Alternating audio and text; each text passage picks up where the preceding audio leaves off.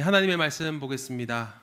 오늘 우리에게 주시는 하나님의 말씀은 데살로니가 후서 2장 16절에서 17절입니다.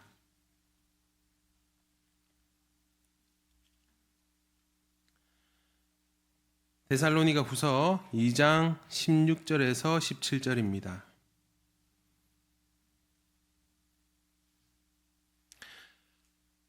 우리를 사랑하시고 은혜로 영원한 위로와 선한 소망을 주시는 하나님 우리 아버지와 우리 주 예수 그리스도께서 친히 여러분들의 마음을 격려하시고 모든 선한 일과 말에 굳세게 해 주시기를 빕니다.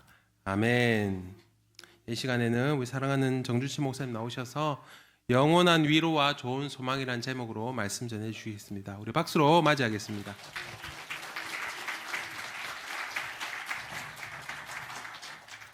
여러분 반갑습니다. 정말 반갑습니다. 이렇게 또 첫돌 잔치에 이렇게 불러주셔서 같이 기쁨을 나눌 수 있게 해주셔서 감사를 드립니다. 하나님께서 여기까지 인도해 주신 것 감사하고 특별히 이 교회 분립 개척에 적극적으로 참여해 주신 여러분들에게 정말 하나님의 큰 위로가 있으시길 바라고요.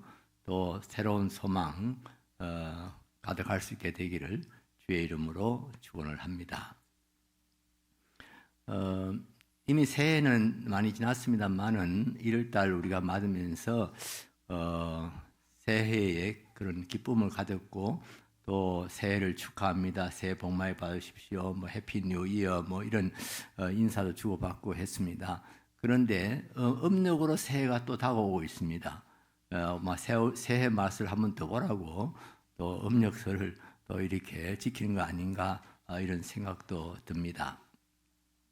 그런데 혹시 여러분들 새해 혹은 새날 이렇게 할 때 그 새라는 말을 왜 갖다가 붙일까 이런 생각을 해보신 일이 있습니까? 제가 전에요 몇 해 전에 새해 이렇게 말을 하고 보니까 왜 새자를 붙이지? 뭐 이런 생각이 좀 든 때가 있었습니다. 2025년 12월 31일이나 2026년 1월 1일이나 뭐 달라진 것이 하나도 없는데 그 새해라고 그렇게 말하지요. 여러분 뭐 태양이 교체가 됐습니까? 아니면은 뭐 지구가 완전히 격변이 일어났나요? 좋은 방향으로. 또 그렇지 않으면은 우리 사는 사람들이 막 영 달라졌나요? 예. 잠시 조금 뭐 이렇게 기분적으로 달라졌을지는 모르겠어요. 그러나 아무것도 바뀐 게 없는데, 아무것도 새롭게 된 게 없는데, 사람들은 새해, 새날, 이런 말하기를 좋아하지요. 그런데 우리가 이렇게 생각하다 보면은 어떤 시간이 우리를 새롭게 하는 것이 아닌가 하는 막연한 그런 착각 속에 빠질 수가 있습니다. 세월이 우리를 새롭게 한다? 예. 지구의 공전과 자전으로 이루어지는 이 시간 간격, 계절 이런 것들이 우리를 새롭게 한다고 그렇게 생각할 수가 있습니다. 정말 그럴까요? 그렇지 않습니다. 여러분 반대입니다. 세월이 간다고 하는 것은 낡아지는 것입니다. 해체되는 것입니다. 그걸 연력학 제2법칙이라고 그러죠. 1법칙은 에너지 보존의 원칙이고요. 제2법칙은 이제 모든 사물들은 시간이 가면은 이제 해체되는, 점점점 해체하는 그런 형식으로 변화된다고 하는 것이지요. 여러분 세월이 가면 여러분 이쁜 얼굴도 또 조금 쭈그러지기 시작하고요. 그 다음에 몸도 건강했던 몸도 좀 약해지기 시작하고 그래서 뭐 언젠가는 또 이 세상을 떠나게 되고 그렇죠. 그러니까 시간이 우리를 새롭게 하지 않습니다. 새롭게 할 수도 없습니다. 우리를 새롭게 하시는 분은 하나님이십니다. 하나님만이 우리를 새롭게 하실 수 있습니다. 우리는 죄짓고 허물 많고 더러워져 있고 그런 것이 우리 인간들인데요. 그런데 하나님께서 우리를 새롭게 하십니다. 예수 그리스도 안에서 그의 보혈로 우리를 씻어 주십니다. 씻어 깨끗하게 해 주십니다. 우리가 하나님 앞에 우리의 죄를 자백하면 하나님은 기쁘시고 의로우셔서 미쁘시고 의로우셔서 우리 죄를 사하여 주시고 우리를 깨끗하게 하신다고 우리에게 약속하고 있습니다. 여러분 2025년 12월 31일 보내면서 우리 송구영신 예배 드리지요.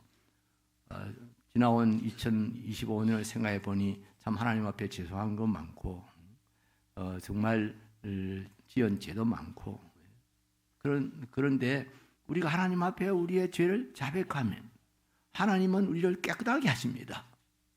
그래서 우리로 하여금 새로운 출발을 하게 하십니다. 우리에게 소망을 갖게 만드십니다.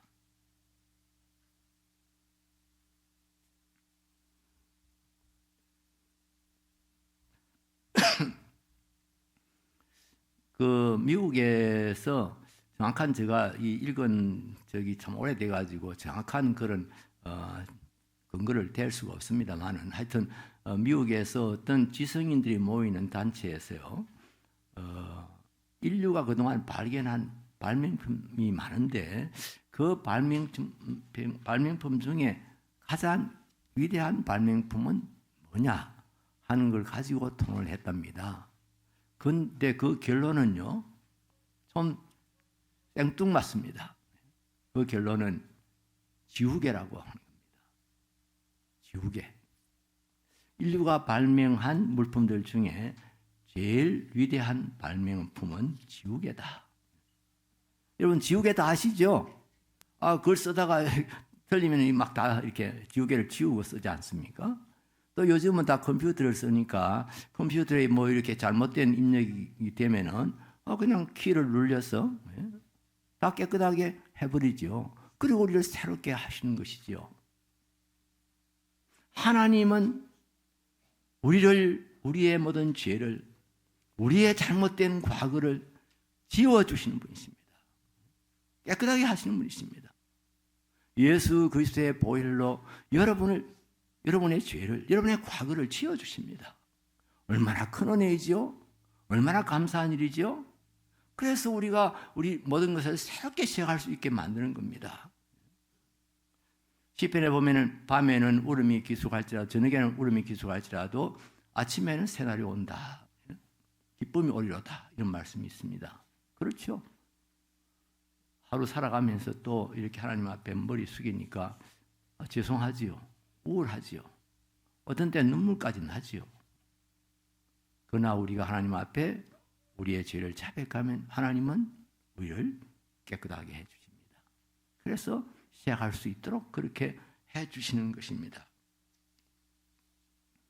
참 이런 놀라운 은혜가 있기에 정말 우리가 소망을 가지고 사는 겁니다. 기쁨을 가지고 사는 겁니다. 내 자신을 돌아보면은 내가 살아온 그 여정들을 또 이렇게 뒤돌아보면은 참 지워버리고 싶은 그건 좀 내 기억에서 사라졌으면 하는 그런 생각이 들 때가 있지요. 근데 우리가 회개해놓고도요, 하나님은 지워버리셨는데 자신은 기억하고 있는 경우가 참 많습니다, 여러분. 여러분들도 좀 지워버리세요. 예수 그리스도의 피로 내가 깨끗하게 되었다. 그래서 나는 새로 시작할 수 있다. 나에게는 희망이 있다. 그런 마음들을 가지시기 바랍니다. 아이들 교육할 때요, 선생님들이 야, 틀려도 괜찮아. 네가 이야기해봐 하면서 발표를 시키죠. 틀려도 괜찮으니까 말해봐. 예, 하나님이 우리에게 그렇게 말씀하십니다. 틀려도 괜찮아. 틀렸더라도 우리가 하나님 앞에서 새로 시작할 수가 있기 때문입니다. 깨끗하게 된 백이잖아요. 그럼 또 거기다 새롭게 시작할 수가 있다. 이런 말씀입니다. 우리 인간의 생명에는요, 소망이 포함되어져 있습니다. 생명에는 언제나 소망이 포함되어져 있습니다. 소망이 없는 생명이 참 생명일 수가 없습니다. 여러분 한번 생각해 보세요. 아무 소망이 없어요. 그게 무슨 생명이에요? 그래서 기에르 케코르 같은 그런 철학자가요, 죽음에 이르는 병이라는 책을 썼는데요. 죽음에 이르는 병이 뭐냐? 불치병이냐? 그런 것이 아닙니다. 죽음에 이르는 병은 절망이라는 겁니다. 이 병은 건강하다고 해서 치유받은 것도 아니고 죽는다고 해서 해결되는 것도 아니라고 말했습니다. 희망을 잃어버리는 것, 모든 기대를 잃어버리는 것, 그것이 바로 죽음이다 하는 것입니다. 죽음에 이르는 병을 치유하시는 분은 우리 하나님이십니다. 하나님께서 그의 아들 예수 그리스도를 통해서 우리를 새롭게 하십니다. 누구든지 그리스도 안에 있으면 새로운 피조물이라. 이전 것은 지나갔으니 보라 새 것이 되었도다. 여러분 믿으시죠? 믿으시죠? 확실히 믿고 그것을 여러분들의 삶 속에 적용하시기 바랍니다. 그리스도 안에 있으면 새로운 피조물입니다. 이전 것은 지나갔으니 보라 새 것이 되었도다. 얼마나 감사한 말인지요. 오늘 본문에 보면은요, 우리 주 예수 그리스도와 우리를 사랑하시고 영원한 위로와 좋은 소망을 은혜로 주신 하나님, 이렇게 말하고 있습니다.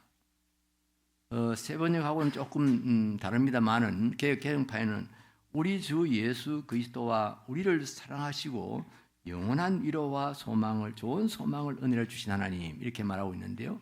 여기 행간에요, 우리를 하나님께 사랑하시는데 어떻게 사랑하시냐? 예수 그리스도와 동일하게 사랑하신다는 겁니다. 예수 그리스도와 우리를 사랑하시는 하나님, 같은 선상에 놓고 이렇게 말하고 있는 것을 볼 수가 있습니다. 그 하나님께서 우리에게 뭘 주셨다고 했습니까? 영원한 위로와 소망을 주셨다, 그렇게 말씀하십니다. 그것을 은혜로 주셨다, 그냥 주셨다, 그 말씀이죠. 영원한 위로, 우리도 사람들을 위로할 수 있습니다. 괜찮으실 거예요. 좋아질 거예요. 힘내세요. 뭐 이런 식으로 우리가 위로할 수 있습니다. 그러나 그건 뭐 그냥 거의 말뿐일 경우가 참 많습니다. 근데 우리 하나님께서는 우리를 근본적으로 위로하시고 영원히 우리를 위로하신다, 이렇게 말씀하시고 있습니다. 여기 위로란 말은요, 영어로 보니까 굉장히 강한 말이에요. 단순히 뭐 이렇게 뭐 약간 이렇게 좀 마음을 편안하게 해주는 뭐 그런 것이 아니고요. consolation이라고 하는 이 말로 영어로 번역되어 있는데요, 이건 상당히 강한 말이에요. 힘을 준다. 우리말로 꼭 번역하면 뭐 격려한다, 그런 의미를 가지고 있는 것을 볼 수가 있습니다. 여러분이 힘이 빠져 있으십니까? 몸도 마음도 그야말로 그냥 참 쇠하고 안타깝고 연약하고 그런 상태로 있습니까? 하나님의 위로를 받으시기 바랍니다. 하나님께서 우리를 영원한 위로로 우리를 위로하십니다. 그리고 이 영원한 위로와 좋은 소망은 직결되어 있습니다. 연결되어져 있습니다. 위로는 하는데 아무 소망이 없으면 그건 무슨 위로가 되겠어요? 하나님께서 우리를 위로하시고 또한 우리에게 좋은 소망을 주신다. 선한 소망을 주신다.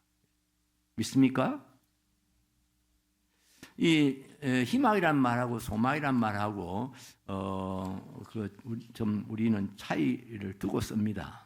영어에는 뭐 그런 게 호프란 말하고 그게 꼭 같은 그런 말은 없는 것 같아요. 그런데 우리는 희망이라는 말도 쓰고 소망이라는 말도 씁니다. 교회에서는요, 주로 소망이라는 말을 많이 씁니다. 이 차이가 뭐냐면요, 희망은요, 기대하고 바라는 겁니다. 내가 원하는 것을 기대하고 바라는 겁니다. 그렇게 했으면 좋겠다. 그런데 이 소망은 뭐냐면요, 약속된 것을 믿고 바라는 것입니다.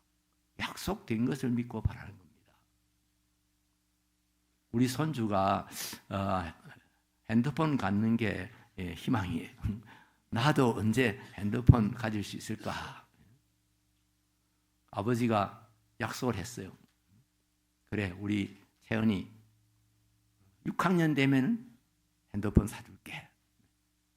그러니까 이 아이가 6학년 되기를 빨리 바라고, 아직 6학년 올라가지도 않았는데 지금 2학년 말이라고 할 수 있어요. 5학년 말이라고 할 수 있잖아요. 그런데 핸드폰 아빠 사준다 했잖아. 예, 그게 소망입니다. 하나님께서는 우리에게 많은 약속을 주셨습니다. 이 성경을 우리는 언약의 책이라, 약속의 책이라 그렇게 부릅니다. 수많은 약속들이 여기에 포함되어져 있습니다. 우리가 그 약속을 믿고 바라는 것이 바로 소망입니다. 여러분, 하나님 우리에게 무엇을 약속하시고 계신지 말씀을 묵상하시면서 늘 새롭게 발견하시고요. 그리고 그것을 소망하시기 바랍니다. 기대하시기 바랍니다.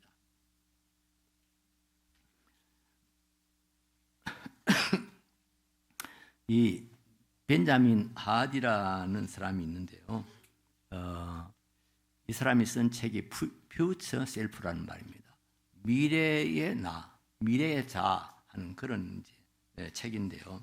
이 책에서 그런 이런 내용을 말하고 있습니다. 사실 제가 이 벤자민 하디에 대해서는 김석홍 목사님이 설교하실 때 언급을 했어요.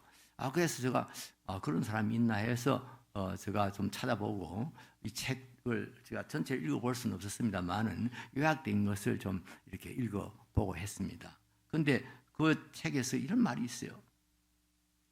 미래의 자아가 현재의 나를 이끈다. 자, 좀 생각해 보십시오. 미래의 나가, 미래의 나의 퓨처 셀프가 오늘의 나를 이끌어간다. 미래의 정체성은 현재 행동을 이끄는 가장 강력한 동력이다.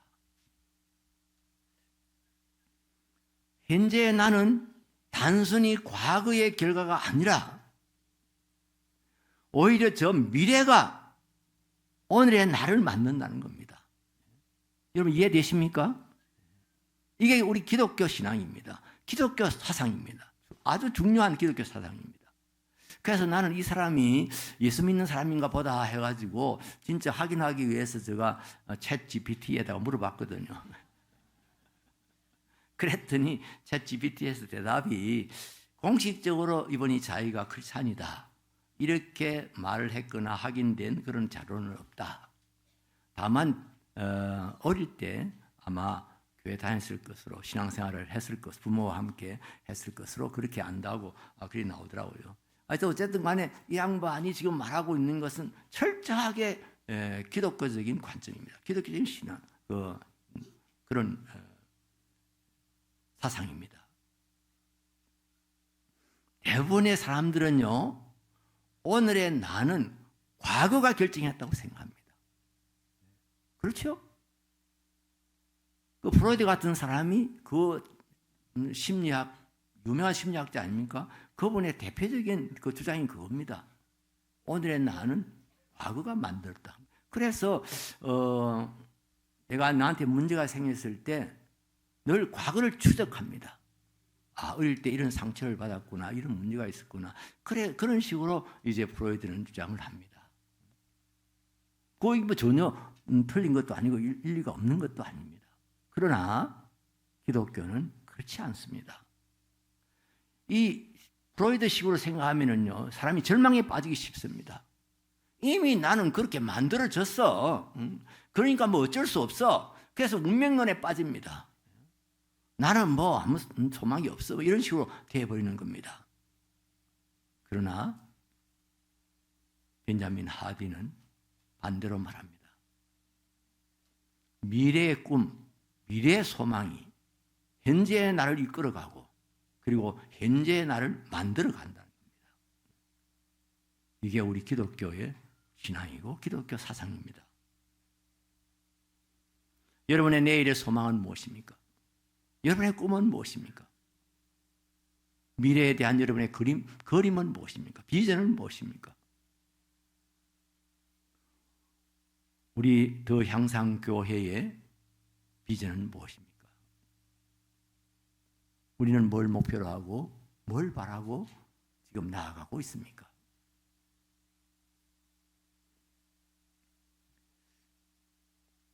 지금부터 37년 전입니다. 1989년인데요. 그때 제가 심하던 잠실중앙교회에서 2000년대에 잠실중앙교회라고 하는 그런 표제를 가지고 컨센서스를 했습니다. 성도들의 그 의견을 모으는 그런 일들을 했습니다. 2000년대에는 우리 교회가 어떻게 되었으면 좋겠냐, 또 어떤 교회로 이렇게 만들어져야 되겠냐, 교회로 이렇게 정말 좋은 교회로 이렇게 건강한 교회로 이렇게 변하게 될 수 있겠느냐, 이제 이런 주제죠. 그래서 우리 처음에는 우리 장로님들을 모시고 이제 산에 산기도 가가지고 거기서 밤이 맞도록 그렇게 이걸 의논을 하고 그랬습니다. 그림을 그려보자고. 그래서 뭐 우리 장로님들 중에는 막 좀 센 분들이 있어갖고 적어도 10년 후에는 우리 교회가 10,000명 이상 모이는 교회가 돼야 되지 않겠습니까? 뭐 이러고 우리 목사님 뭐 체격을 봐서는 한 5,000명 정도면 안 되겠냐. 뭐. 그래서 그때 제가 설득시킨 것이 우리는 대형 교회를 지향하고 건강한 중소 교회를 지향한다. 제가 그런 이제 목표를 세우기도 하고 그래서 설득을 하기도 하고 그랬습니다. 저는 뭐 그렇게 대형 교회를 세울 수 있을 만한 그런 능력도 없을 뿐 아니라 대형 교회들이 자칫 참 잘못되는 일들이 많기 때문에 건강한 중소 교회가 참 좋겠다 하는 그런 마음이었습니다. 그런데 참 장로님들을 의논하고 그 다음에 다시 이제 중직자들 불러가지고 중직자들 안수집사 군사님들만 아니라 장자 붙은 사람들은 다 오너라. 교회 안에 장자 붙은 사람이 의외로 많더라고요. 여전대 회장, 남전대 회장, 뭐 청년회 회장, 뭐 이렇게 제이케 부장, 뭐 하여튼 여러분 한번 생각해보세요. 장자 붙은 사람 되게 많습니다. 생각보다 당회장도 있지만. 다 모여라 해가지고 또 이제 기도원에 가서 장로님들이 의논했던 대강 스케치 했던 것들 그것을 이렇게 요약해가지고 페이퍼를 만들어가지고 이제 다 나누어주고 조별로 가서 또 토론을 하도록 그렇게 했고 그리고 이제 다시 모여가지고 종합 토의를 하고 이런 식으로 했습니다.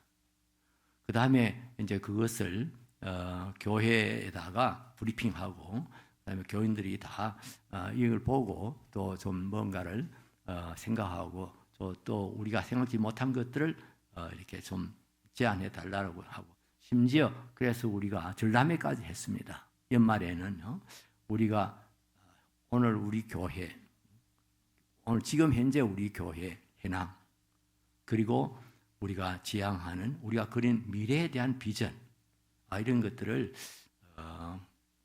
전시회도 하고 그렇게 했댔습니다. 사실 그때 일은 거창하게 했지만 내용을 보면 참 초라하기도 했어요. 그래도 놀라운 것은 그때 우리가 그렸던 그림, 그때 우리가 찍었던 그 미래에 대한 사진, 이것이 거의 그대로 이루어지더라는 겁니다. 제가 진짜 놀란 겁니다. 한 10년 지나는 동안에 우리가 그때 꿈꾸었던 것들이 이루어지더라는 겁니다. 우리가 장학생들을 몇 사람 기르겠다. 우리가 선교사를 몇 사람 후원하겠다. 우리 교육관을 몇 편이나 늘리겠다. 그리고 우리 교회는 잠실중앙교회는 사실의 중심으로 목회하겠다 하고 했던 그런 것들이 다 100%는 아니지만 거의 다 이루어졌어요. 분립교회가 그 대표적인 것 중 하나입니다. 그때 우리는 큰 교회 세우려고 하지 말고 그때 잠실중앙교회 사이즈가 한 1,500명 1부, 2부, 3부, 4부 해도 1,500명 정도밖에 안 들어가기 때문에 우리가 1,500명이 넘으면은 그 다음에 또 교회를 다시 지어야 된다 뭐 이런 생각도 할 수밖에 없고 한데 그러지 말고 분립하자 교회를. 그래서 분립 원칙을 정했지요. 분립 다 됐을 때 정하려면은 또 토론이 뭐 생각이 많겠지만은 아예 분립 뭐 지금 1,500명 모이려면 한참 뒤라고 생각되니까 그러니까 그때 쉽게 결정할 수 있습니다. 분립할 때 장로 3분의 1, 교인 3분의 1, 교회 재산 3분의 1 이것을 이렇게 분립되는 교회에다가 보낸다, 한다 이렇게 약속을 했댔습니다. 그래서 우리 향상교회가 생겨난 겁니다. 향상교회에 물론 장로님들은 3분의 1 오셨고 재산도 3분의 1 향상교회에 투입됐습니다. 다만 교인들은 3분의 1이 못 왔지요. 그때 교인들 3분의 1이면 한 600명, 550명, 600명 와야 되는데 온 사람 나중까지 온 사람까지 다 합해도 250명 정도밖에 못 왔는데요. 사실 제가 이렇게 담임으로 새 교회 담임으로 이렇게 가야겠다 하고 결심한 것은 처음부터 한 것은 아닙니다. 이 추진을 하는 가운데요, 새 교회 저쪽 부지, 옛날 부지 그거 살 때 상당한 빚을 지고 그걸 일단 샀습니다. 교회에서 물론 20억 정도의 지원을 받았지만은 그 외에는 다 빚을 했고 그거 리모델링하고 하는데도 돈이 많이 들고 빚이 졌지요. 그다음에 너무 멀어요. 잠시에서 우리 여기까지는 그 당시만 해도 지금은 안 막히면 뭐 한 40분, 40분 정도면 옵니다만은 그 당시에는 길도 새 길이 별로 안 나가고 이래가지고요. 상당히 시간이 많이 걸리고. 그래서 내가 가야 되겠다. 부모사님 보내가지고는 일이 안 되겠다. 그래서 생각하고 제가 오게 되었습니다. 그런데 이 컨셔스를 하면서 제가 또 발견한 새로운 것은요, 교인들이 참 적극적이라는 겁니다. 이 일에 막 되게 즐겁게 참여하더라고요. 기쁘게. 왜냐하면 이게 한 10년 후의 일이거든요. 그러니까 그때 책임 안 지고 당장 몇 년 후에 교회를 짓자 이런 것 같으면 조심스러워서 말 잘 못할 건데 10년 후에 일어날 일이니까 이렇게 합시다 저렇게 합시다 활발하게 그렇게 토론됐는데 하여튼 그렇게 토론한 것들이 이루어지더라는 겁니다. 그래서 제가 또 만든 말이 있습니다. 다른 교회에서 이 막 간판까지 붙여놨던데요. 모르겠으면 자기들이 먼저 만드는지 내가 먼저 특허낸 건 아니니까 제가 만들었던 것이 We Dream God Works라고 한 말입니다. 우리가 꿈을 꾸면 하나님이 일하시고 하나님이 이루신다. 그래서 우리가 소망을 갖는 겁니다. 꿈을 갖는 겁니다. 그 미래의 꿈이 오늘의 우리 대향상교회를 모습을 갖추어가게 만드는 겁니다. 우리에게 움직이도록 힘을 주는 것입니다. 여러분들의 미래상, 여러분들이 세우신 미래상이 여러분들에게 힘을 주고 여러분들을 이끌어가게 되어집니다. 우리에게는 소망이 있습니다. 우리에게는 미래가 있습니다. 우리는 과거 중심으로 살지 않습니다. 우리는 뒤를 돌아보지 않고요. 앞을 행해서 나갑니다. 하나님이 부르신 부름의 그 표대를 행하여 우리는 나아갑니다. 위를 향하여 전진합니다. 우리에게는 언제나 소망이 있습니다. 개인적으로든지요, 교회적으로든지요, 우리는 다 소망이 있는 사람들입니다. 현실이 어렵다고 여러분 낭망하지 마시기 바랍니다. 주저앉지 마시길 바랍니다. 우리는 과거나 현재에 주저앉을 사람들이 아닙니다. 우리는 우리의 삶은 미래에 있습니다. 우리의 궁극적인 목표는 하나님 나라 아닙니까? 천국 아닙니까?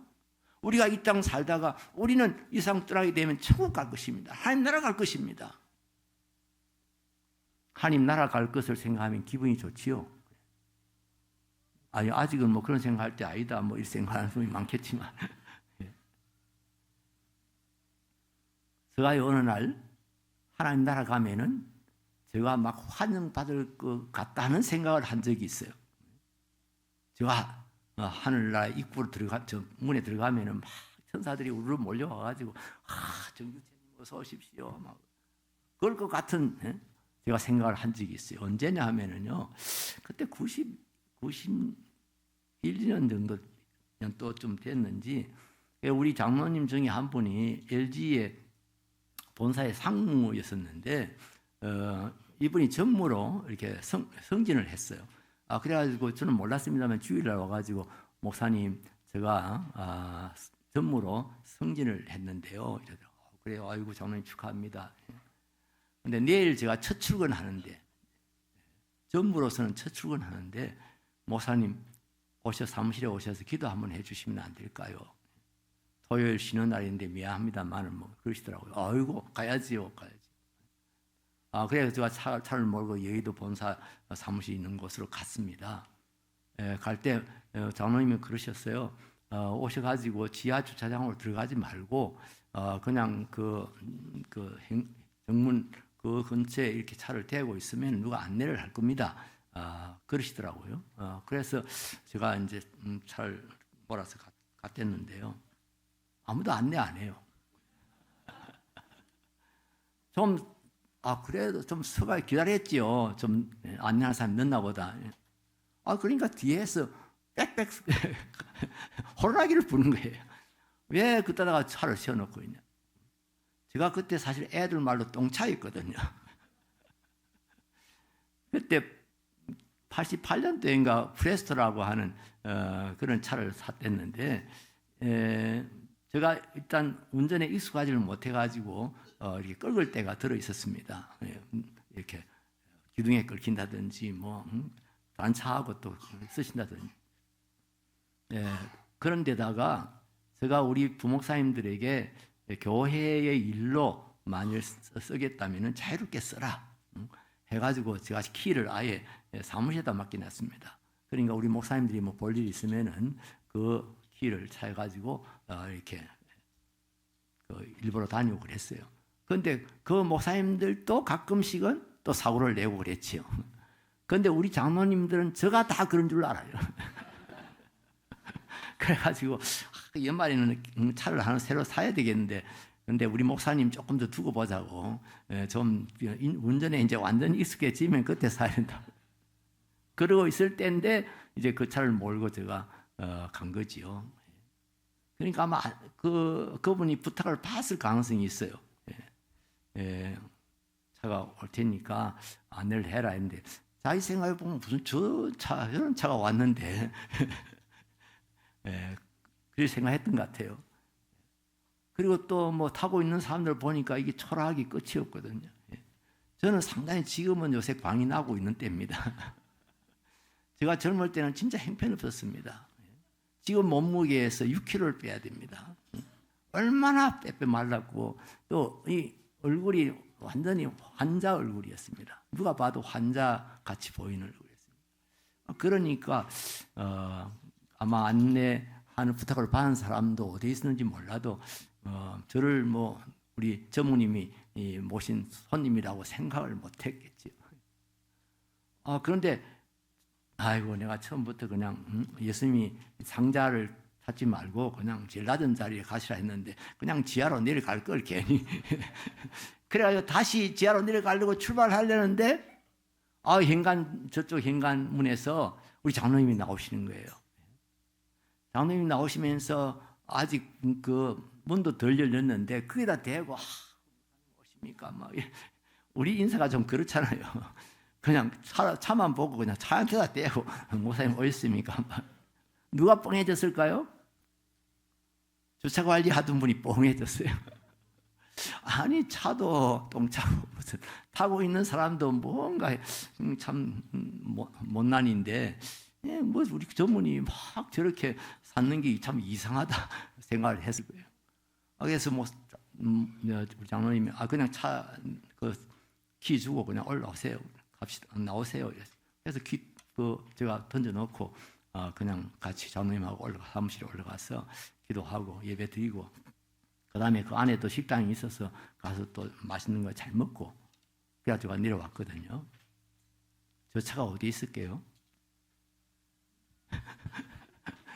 그 정문 앞에 VIP들 차대는데 계열사 회장님들 차대는 그 가운데 그 조그마한 이제 다 떨어진 그 프레스가 그 안에 딱 낑겨 있어요. 제가 번쩍 들은 거예요. 그렇구나. 이 회사에 높은 사람이 있으니까 저 똥차까지도 환영을 받는구나. 내가 이렇게 못나이지만 천국 가면 환영받을 것이다. 하나님 나라 가면 환영받을 것이다. 제가 그 생각을 그때 하게 된 거예요. 깨닫게 된 거예요. 왜 그럴까요? 목사라서요? 환영받을까요? 천만의 말씀. 천국에는요, 목사가 이제 인기가 없답니다. 예, 그게 지금 일반적으로 회자되는 말들이죠. 뭐 집사가 왔을 때는 벌떡 일어나시던 하나님께서 목사가 오면은 가만히 앉아가지고 니 오나 그냥 이러신다고 뭐 그런 무서운 이야기도 있습니다. 여러분, 이 교회에 연모 많이 했기 때문에 환영받는 것일까요? 뭐 우리가 막 이렇게 뭐 훌륭한 일을 많이 했기 때문에 환영받을까요? 그냥 예수 믿는 사람들은 니 오나 그냥 이러고 말까요? 그렇지 않습니다.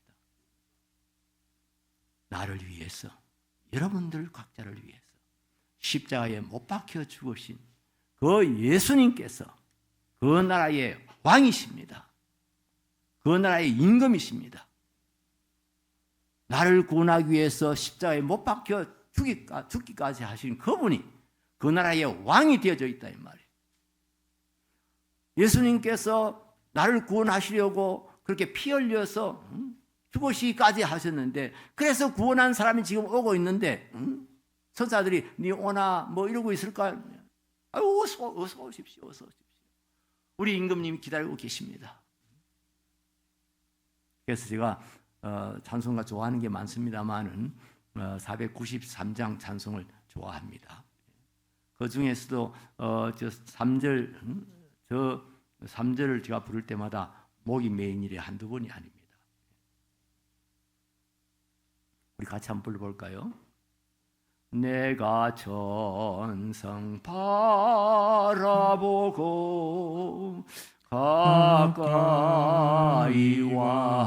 왔으니 아버지의 영광 집에 나시고 싶도다.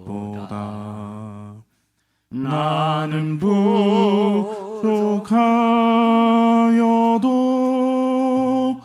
영접하실 터이니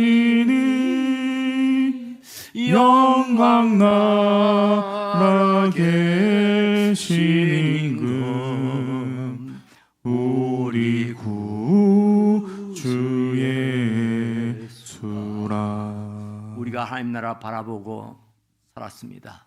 이제는 가까이 왔습니다.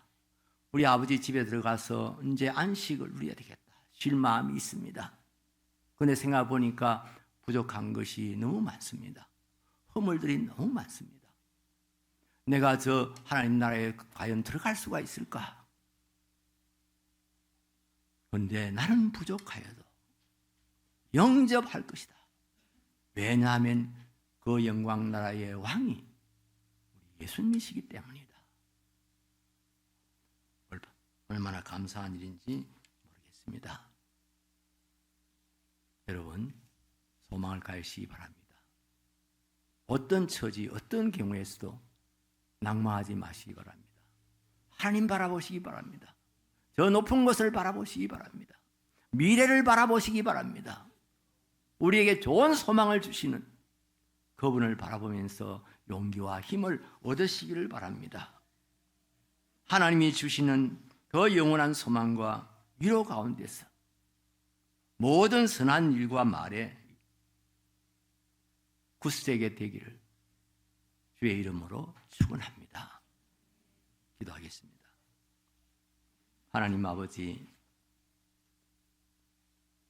우리에게 영원한 위로와 좋은 소망을 주신 우리 하나님께 다시 한번 감사드립니다.